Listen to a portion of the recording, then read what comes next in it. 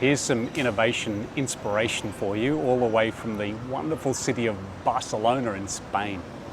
You might ask, what did the Spanish ever do for us? I mean, besides, bringing corn and tomatoes to the New World, and paella and siestas and so many other wonderful things, guitars. It's a long list, right? So maybe we should listen to them occasionally.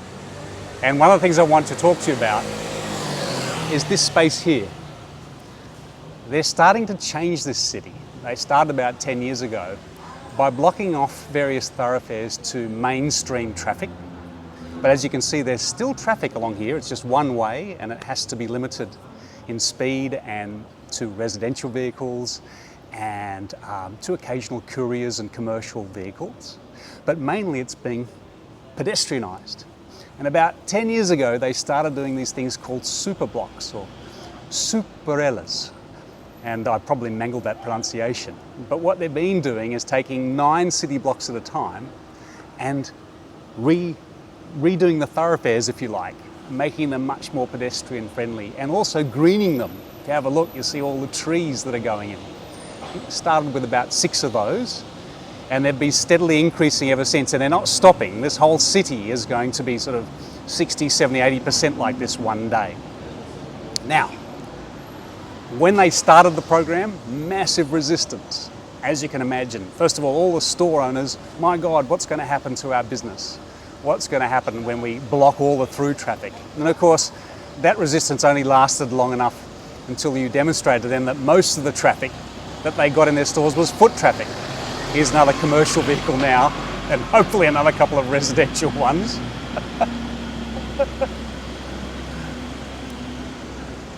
Also, lots of people in real estate giving resistance because they're worried about valuations changing over the city. Now that's going away as well. It's going to move that finger because it's getting in front of the camera there. Basically, it's worked really, really well. Pollution's down, foot traffic is up, people are using more public transport, less of their vehicles, and you've actually got much more of a neighbourhood here where there wasn't one before.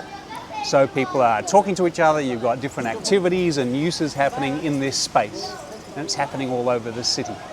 So lots of good things happening in Spain. That's one of them. Their renewables targets are very aggressive. I think they're hitting already around 50% of the grid is renewables, and they're heading for about 80% in 2030. So that's quite extraordinary as well. But these Superilles are really part of the vision when I think about the future of a city.